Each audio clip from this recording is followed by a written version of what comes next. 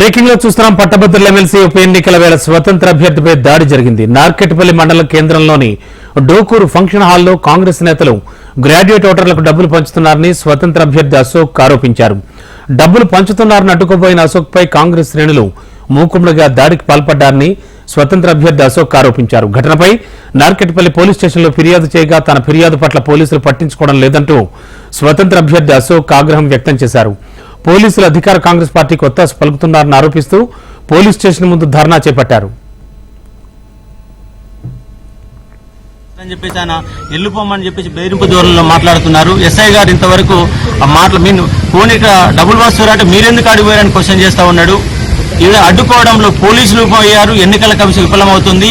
ఎమ్మెల్సీని పట్టభద్రుల ఎన్నికల్లో డబ్బులు పంచడం అనేది ఇలా నీచమైన ఘోరమైన ఒక వ్యవస్థ. మరి ఈ వ్యవస్థ ఎప్పుడు అందమైందో అర్థం కాని ఒక పరిస్థితి. నా పైన దాడి జరిగింది. ప్రజాస్వామ్యవాదులు అందరూ కూడా దీన్ని ఖండించాలని డిమాండ్ చేస్తా ఉన్నారు.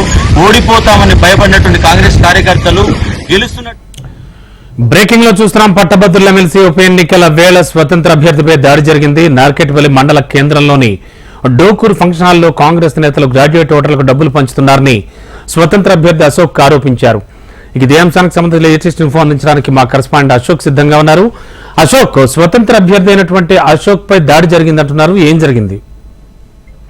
రమణ, కొద్దిసేపటి క్రితం ఏదైతే నార్కెట్పల్లిలో ఒక ఫంక్షన్ హాల్లో ఒక పార్టీకి సంబంధించినటువంటి కార్యకర్తలు డబ్బులు వస్తున్నారని చెప్పేసి స్వతంత్ర అభ్యర్థిగా ఉన్నటువంటి పాలకూరి అశోక్ గౌడ్ అక్కడికి వెళ్ళడం జరిగింది. అయితే ఆయన డబ్బులకు పంచినటువంటి దృశ్యాలను వీడియో తీసినటువంటి క్రమంలో ఆయనపై దాడికి పాల్పడినట్టుగా సమాచారం ఉంది. అలాగే మొబైల్ కూడా ధ్వంసమైంది. అయితే ఈ ఘటనకు సంబంధించి స్థానిక పోలీసులు పట్టించుకోవడం లేదు, కంప్లైంట్ చేశారని చెప్పేసి నార్కెట్పల్లి పోలీస్ స్టేషన్ ముందు స్వతంత్ర అభ్యర్థి ప్రస్తుతం ధర్నాకి దిగారు.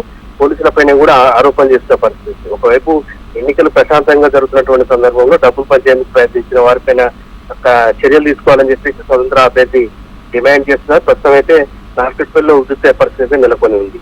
Ramana. Okay, thank you Ashok. ఓడిపోతామని భయపడినటువంటి కాంగ్రెస్ కార్యకర్తలు గెలుస్తున్నటువంటి అశోక్ సార్ పైన దాడి చేయడం ఎంతవరకు కరెక్ట్ అని ప్రశ్నిస్తా ఉన్నాను. నా ఫోన్ చూడండి, మొత్తం పగిలిపోయింది. మరో ఫోన్ లాక్కున్నారు. ఆ ఫోన్ కూడా కార్యకర్తల కానే ఉన్నది. పోలీస్ స్టేషన్ లో కంప్లైంట్ చేస్తే ఎస్ఐ నుంచి కనీస స్పందన లేదు. లెటర్ రాసిచ్చారు కదా వెళ్ళిపోండి అని చెప్పేసి వాళ్ళు ముఖమేనే చెప్తున్నారు. నేను ఇక్కడ అర్ధగంట అయింది వచ్చి ఇంతవరకు ఇక్కడికి ఎస్ఐ గారు కూడా పక్కనే నా